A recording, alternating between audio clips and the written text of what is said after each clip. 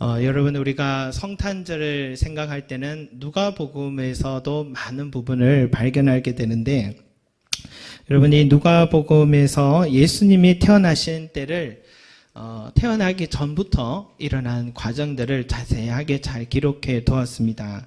아마 누가가 의사 출신이어서 그런지 그는 이렇게 일지 기록하는 데 있어서는 아주 틀림없는 그런 사람이었던가 봅니다. 역사적인 시간, 장소, 또 당시 주변에서 일어났던 사건들을 자세하게 기록되어 있는데 그가 말하기를 예수님이 태어나신 때가 언제냐, 이 로마의 황제 가이사 아구스도 성경이 나오죠. 가이사 아구스도라는 분명한 세계사적인 시간 속에서 예수님이 태어나셨다라는 것을 그는 로마의 황제 이름을 기록하면서 나가고 있습니다. 그래서 여러분 그때의 이 가이사 아구스도가 지배하고 있던 식민지 국가들에게는 모두 다 호적 조사를 하라. 주민등록 등본을 떼오라. 이런 것 같아요. 다 호적 조사를 하라라는 명령을 했고, 이로 인하여서 갈릴리 주변에 살던 이 요셉이 이 고향 베들레헴까지 내려와서 호적 조사를 하고 있습니다. 여러분, 그때 이 약혼녀였던 마리아도 어때요? 만삭으로 임신한 상태에서 함께 내려오게 됐습니다. 그런데 이때 어떤 때냐, 참 뭡니까? 와보니까 전국에서 다 고향에 모였을 거 아닙니까? 각 지방마다 다 모였는데 방이 없는 거죠. 방이 없어서 결국에는 베들레헴 동네 한 마구간에서라도 아이를 낳아야겠다. 너무 급한 상황에서 아이를 낳게 됩니다. 여러분, 마구간에서 아이를 낳는다는 게 참 얼마나 서글픈 일입니까? 여자로서, 그죠? 그리고 엄마로서도 얼마나 서글픈 일이냐. 이 돌로 만든 말밥통 구유에다가 거기에다가 포대기를 싸서 아기를 거기에 눕혀야 되는 이 심정이 말할 수 없이 마음이 엄마로서도 아팠을 것 같고 또 부인을 또 그 자리에 둬야 되는 이 아빠로서도 남편으로서도 참 미안했고 또 마리아의 자신의 심정으로서도 서글픈 그런 시간이 아니었나 생각됩니다. 굳이 갈릴리에서 나도 될 텐데 출산을 앞둔 임산부를 데리고 먼 길을 와야 됐다. 로마 황제의 명령을 지연할 수도 어길 수도 없는 그런 상황. 그 거리가요, 인천에서 대전까지 거리라 봐야 됩니다. 교통이 있습니까? 나귀를 탔겠죠. 여자 마리아는 나귀를 타고 걸어왔겠죠. 그리고 따뜻한 방에 몸을 풀지 못한 이 상황. 그날만큼 요셉에게 있어서 미안한 밤도 없었을 것 같고 마리아의 입장에서도 남편과 옆에는 그 나귀들만 가득한 그런 마구간. 이 소중한 날에 그렇게 보내는 거죠. 얼마나 이 두 사람의 마음, 그죠? 혼자라는 생각도 들고 서글픈 마음도 들고 또 친정어머니라도 옆에 있었으면 좀 위로가 됐을 텐데 마리아가 그렇지 못했습니다. 그날만큼 서럽고 외로운 밤은 없었다라는 것을 우리는 생각하지 않을 수가 없습니다. 예수님이 태어나던 그 날은 정말 서글픈 날이었습니다. 답답하고 앞이 캄캄한 날이었습니다. 여러분, 이 한 주를 살아오시면서 여러분의 마음은 어땠습니까? 여러분의 마음도 혹시나 이 마구간에서 아이를 낳아야 된 한 여인의 마음과 같이 그리고 지켜주지 못하는 남편 요셉의 마음과 같이 엄마로서의 그 마음, 여러분 마음은 어땠는지 한번 돌아봐야 될 것 같아요. 아무도 모르는 내 형편, 동서남북이 다 막혀있고 어디서부터 다시 이 매듭을 풀어야 될지 몰라서 답답했던 마음, 사람을 만나도 왠지 나 혼자라는 생각, 지칠 때가 있지 않습니까? 지쳐 있지 않습니까, 여러분? 연말이 되고 또 지금까지 걸어왔지만 그런 마음 들지 않습니까? 저도 좀 지칠 때도 있는 것 같아요. 한 주에 한 10번 예배를 드리니까 늘 이 자리 지켜야 되거든요. 사람이 오든 안 오든, 그죠? 저도 딴 교회 좀 가서 예배 드려보고 싶은데 늘 이 자리를 지켜야 될 때, 그 좀 지칠 때도 있습니다. 돌아서면 설교를 준비해야 되고. 그래서 참 끝이 없겠구나 하는 생각도 들고, 어떨 때는 종일 설교를 준비해도 아무도 안 올 때도 있습니다. 그럴 때는 조용하게 또 기도해야 될 때도 있고, 이렇게 한 걸음 한 걸음 개척의 길을 걸어와 봤는데요. 그런데 어디 목회자뿐이겠습니까? 우리 성도들의 삶의 그 현장이 하루 종일 이 추운 겨울날에 밤을 새면서까지 일을 한다는 얘기를 들으면은 얼마나 힘드실까 하는 생각이 들어요. 스스로 또 자영업을 하시거나 또 3교대 하는 직장에 다니시거나 또 사업하시는 분들을 옆에서 지켜보면 얼마나 생각지 못한 변수들이 찾아옵니까? 찾아오고 잘 될 것 같아도 멈출 때가 있고, 그럼에도 또 챙겨야 될 식솔들이 있으니까 괜찮아, 잘 될 거야 하면서 포기하지 않는 모습을 보면 이게 성도들의 삶이구나, 이게 얼마나 힘들까 하는 생각이 들죠. 어떤 성도들은 기도하고 그렇게 기도하는데도 어떻게 그렇게 응답이 없을까? 기도를 해도 어떻게 그래 더 될까? 원망하면 안 된다는 걸 알면서도 하나님이 정말 계시긴 한 걸까 하는 생각도 들 것 같아요. 이번 한 주가 그런 시간이 아니었을까 하는 생각이 듭니다. 여러분, 모양은 달라도요, 우리는 모두 이 마구간에서 아이를 낳아야 했던 마리아와 남편 노릇 잘못해 미안함으로 가득한 요셉과 같은 인생이 바로 우리가 아닌가 생각됩니다. 믿고 의지할 사람 하나 없고, 아무도 나를 또 알아주거나 이해해주거나 내 형편을 도와줄 사람도 없고, 이렇게 살아야 되나 하는 생각이 문득문득 찾아오는 그런 겨울밤이 이 시간이 아닌가 생각합니다. 빈방 하나 없다면서 차갑게 대하던 저 세상, 아무도 준비도 없이 저 핏덩이의 어머니가 되고 아버지가 되어버린 자신의 형편들, 어떻게 살아야 할지 몰라 두려웠고 다리 하나 뻗어서 누울 수 없는 서글픈 밤, 여러분, 바로 그때가 지금 이런 밤이 아닌가 생각합니다. 그런데요, 바로 그때에 양치던 목자들이 찾아왔습니다. 그 아무도 몰라주고 나의 형편 아무도 몰랐던 그 순간대에 양치던 목자들이 덩치는 또 얼마나 좋은지 우르르르 들어오는 거예요, 여러분. 그 마구간의 주인은 아닌 것 같고, 어떻게 알고 왔는지 몰라도 그 아무도 나를 몰라준다고 했던 그때에 누군가 나를 찾아와 주었던 그때가, 그 사람들이 누군지 몰라도 처음 보는 사람이라도 아마 마리아와 요셉은 그렇게 고마운 밤이 없었으리라 생각됩니다. 그 사람들의 신분이 중요하지 않습니다. 그저 찾아와 준 것만은 고마운 거죠. 사람이 누군가 내 옆에 함께 해주는 게 얼마나 고마운지 모릅니다. 그저 내 옆에 함께 해주는 게.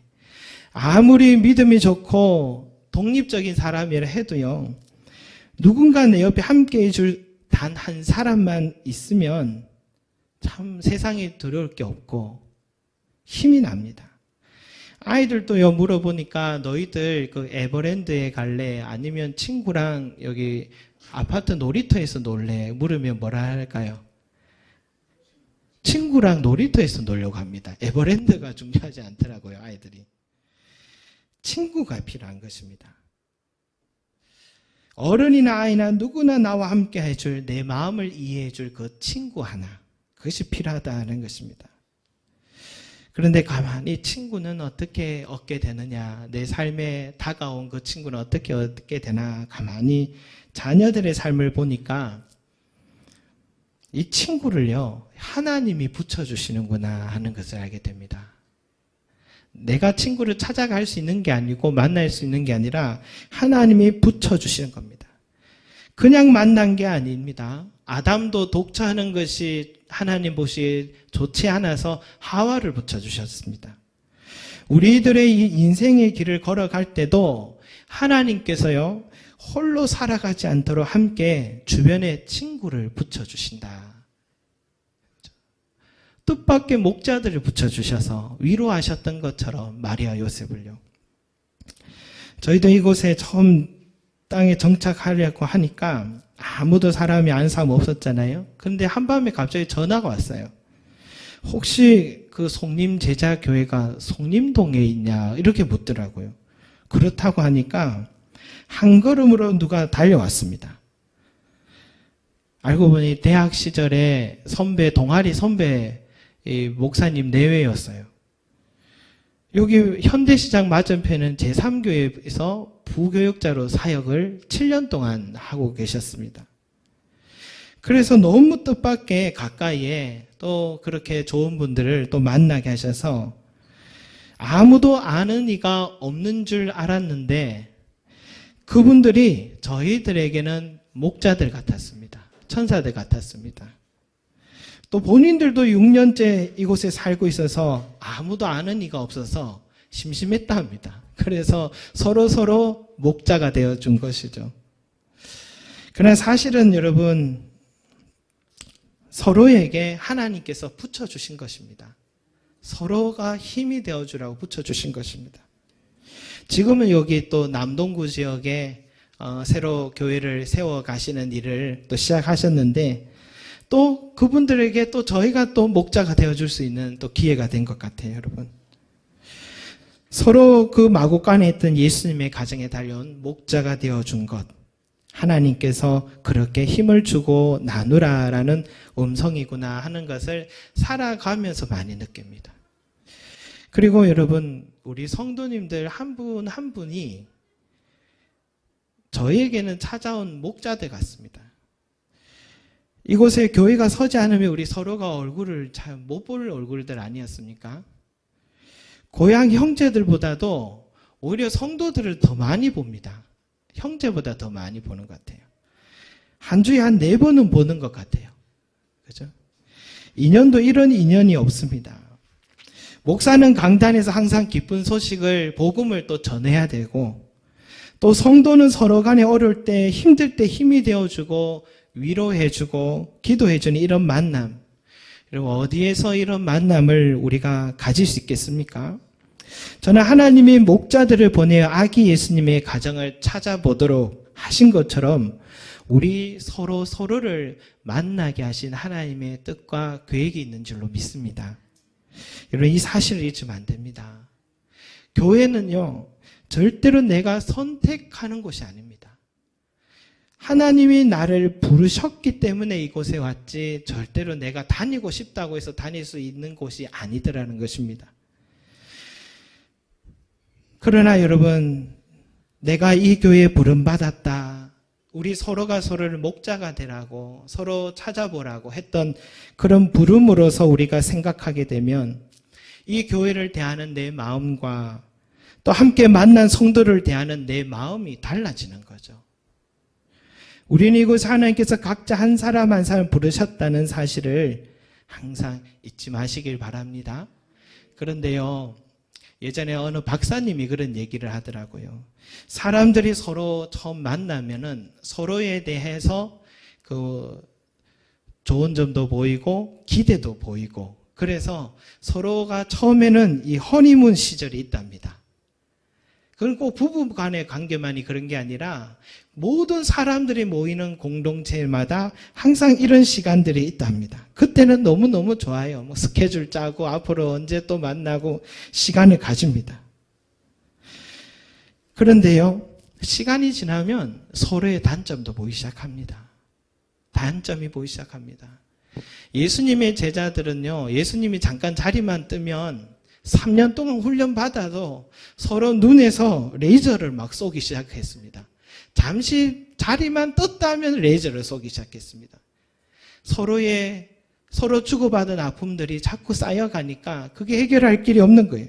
이것이 예수님의 제자들도 마찬가지였습니다. 최초의 교회도 그랬던 것이죠. 그런데 우리처럼 연약한 사람들이랴 왜 안 그렇겠습니까? 바로 그때에 우리는요, 주님이 그 다음 어떻게 하셨는지를 생각해야 합니다. 서로 네가 물을 떠와라. 제자들이요, 예수님 자리 비운 사이에 서로 네가 물을 떠와라. 내가 더 높다가 할 때에 그때 예수님이 나가시더니 세숫대야에 물을 떠오신 거예요. 물을 떠오시더니 허리에다가 수건을 턱 동이시더니 제자들 한 사람씩 일로 와봐라 하면서 앉아봐. 직접 발을 씻겨주시는 거예요. 그러니까 어떤 제자는 왜 이러시냐고, 예수님이 이러시면 어떡하시냐고 하면서 예수님이 굳이 스승임에도 불구하고 발을 씻겨주는 그런 장면이 있습니다, 여러분. 이거는 제자들에게만 가르쳐 주신 말씀이 아니라 오늘날 저와 여러분들에게 하신 말씀입니다. 내가 낮아져야 된다. 내가 낮아져야 된다. 내가 예수님처럼 낮아지고 교회를 세워야 한다. 내 마음에 안 들고 섭섭하고 그래도 이제는 내가 먼저 무릎을 꿇고 그 사람을 위해서 발을 씻겨줘야 한다. 그래야지 교회가 세워진다라고 주님이 우리에게 말씀해 주신다라는 것입니다. 여러분, 내가 먼저 무릎 꿇고 형제와 자매를 위해서 또 발을 씻길 만큼 낮아지게 되면 그때서야 서로 우리가 이제서야 교회를 교회답게 하는 겁니다. 처음에 만났을 때 서로 좋은 점만 보이고 기대가 많을 때는 아직 교회라고 할 수가 없습니다.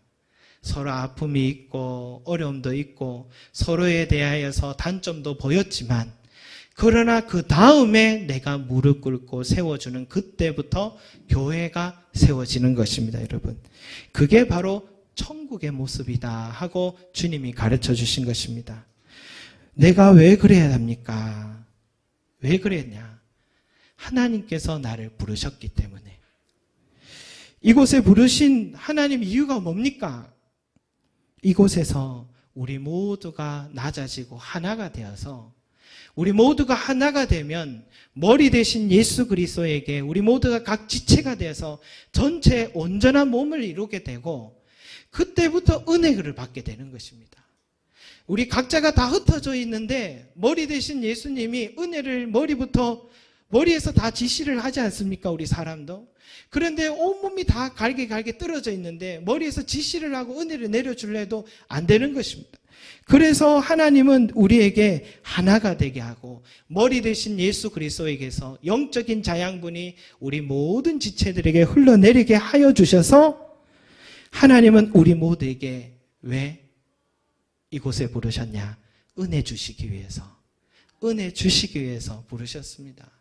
우리가 하나 되고 한 몸이 되었을 때에 그때에 하나님의 일도 할 수 있을 뿐만이 아니라 그때에 우리가 온전해지고 장성한 분량으로 자라게 되고 성도들 한 사람 한 사람 다 장성하게 자라게 되는 것입니다. 은혜를 계속해서 부어주시기 때문이다라는 것입니다. 하나님이 이곳에 나를 부르신 뜻, 은혜를 주시기 위함이다. 잊지 마시기 바랍니다. 그리고 우리 서로를 만나게 하심으로 인하여서 성령의 코이노니아를 경험하게 하시고 저 차가운 인생길에 마구간 같은 서글픈 밤을 홀로 보내지 말라고 서로 힘이 되어주라고 따뜻한 온기를 서로가 느껴라고 하나님이 우리를 불러주신 줄로 믿습니다. 그래 여러분, 우리가 서로가 서로를 소중히 여기시기 바랍니다. 서로의 단점이 보이기 시작하면 지난주 주보에 이런 내용이 있었어요. 주님, 제가 죄인입니다. 예전에 가톨릭에 이런 문구가 있었잖아요. 내 탓이요. 내 탓이요라는 운동이 있었듯이 우리 또한 이런 운동이 있어야 돼요. 주님, 제가 죄인입니다. 그러면 되는 것 같아요. 한 아버지가요, 이 사춘기에 접어든 아들을 보면서 하나님께 이렇게 기도를 했답니다. 하나님, 아들 때문에 미치겠어요. 왜 그대로 두시는 겁니까? 라고 물으니까 하나님께서 그 아빠에게 뭐라고 하냐면 너는 아들보다 더해. 그렇게 얘기하더랍니다. 너는 아들보다 더해 그러더랍니다. 여러분, 그래서 가만히 생각해 보니까 이 아들이 원수같이 미웠는데 사실은 내가 원수였다는 것을 그 아버지가 깨달았다는 거죠. 아직도 깨지지 않았던 나의 자, 그것을 놓고 회개하니까 그때부터 아들이 바뀌기 시작하더랍니다. 그때부터 아들이 바뀌기 시작합니다. 그래서 그 후로부터는 살아가면서 다른 사람의 단점이 보이면 주님, 저는 더한 사람입니다. 주님, 저는 더한 사람입니다. 하면서 기도한다고 합니다. 이 속에는 아주 중요한 지혜가 들어있죠. 이렇게 내가 낮은 자리에 서게 되면 가정도 행복하고 교회도 행복하고 하나님께서 우리 서로를 만나게 하신 그 귀한 뜻을 여러분 우리가 깨닫게 되고 살아가게 되는 것입니다. 목자들처럼 여러분 사회에서 작은 자처럼 보였다 할지라도 그 사람을 하나님 나에게 붙여주신 귀한 영으로 바라보고 그 만남을 아름답게 세워가는 저와 여러분이 되시길 바라겠습니다. 왜냐? 그 목자들이 알고 보니 생각지도 못한 기쁜 소식을 전해줬기 때문입니다. 그 사회에서 가장 낮은 자리에 있던 목자들이 아니 성경 신학자들, 종교 지도자들이 기쁜 소식을 전하고 왕이 전해준 게 아니라 그 양측의 목자들을 통해서 나의 인생에 기쁜 소식을 전해주더라는 것입니다. 그 소식이 뭐냐? 그 소식이 뭐냐? 하나님이 나를 알고 계시고 나와 함께 하고 계신다라는 소식이었습니다. 나는 혼자인 줄 알았는데 이 차가운 밤, 차가운 세상에 나 혼자 어떻게 살아야 하는 이 암담함과 서글픔 속에 있었는데 그 목자들을 통하여서 천사들이 하나님께서 그 구유가 증거가 될 것이고 아기가 증거가 될 것인데 그가 메시아이고 임마누엘이라 하리라 라고 말씀했던 것처럼 하나님이 정말 마리아와 요셉은 나 혼자인 줄 알았는데 하나님이 나를 알고 계신다는 사실을 깨닫게 되었고 나와 함께하고 계신다는 사실을 깨닫게 되었다는 것입니다. 여러분, 그 목자들의 말을 듣고 이 두 사람이 얼마나 기뻤을까 생각됩니다. 왜냐하면 이 불쌍하게 생각했던 이 아이가 인류를 구원할 메시아였다는 사실을 알게 되었으니까 이 두 사람의 마음에 너무너무 큰 위로가 된 것입니다. 그 인류를 구원할 메시아가 우리 가정에 찾아왔다는 사실, 이것이 그들에게는 큰 영광스러운 소식이 되었다라는 것입니다. 그리고 내 몸을 통하여서 이 아이를 낳았다.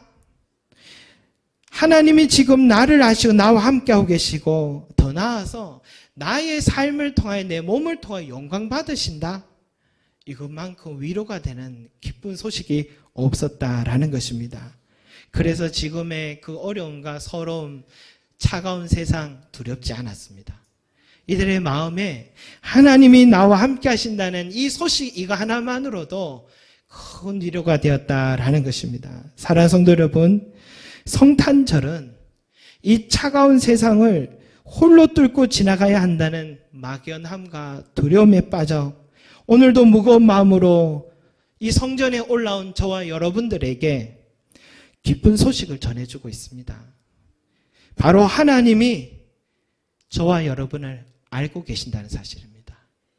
나 혼자인 것 같다 하고 생각했던 저와 여러분에게 나는 너를 알고 있고 너가 지금 어떤 마음과 형편 속에 있는지 나는 알고 있다.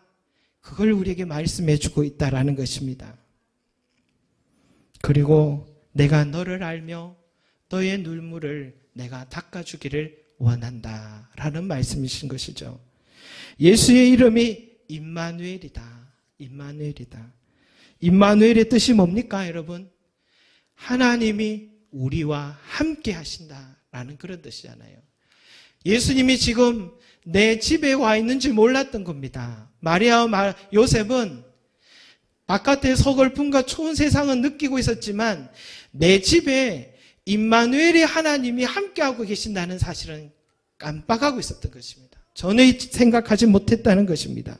그런데 하나님이 우리와 함께 하신다는 사실, 예수님이 가난하고 눈물 많은 요셉과 마리아의 가정에 임하셨듯이 그 예수님이요, 우리가 잊어버렸던 것이 뭡니까?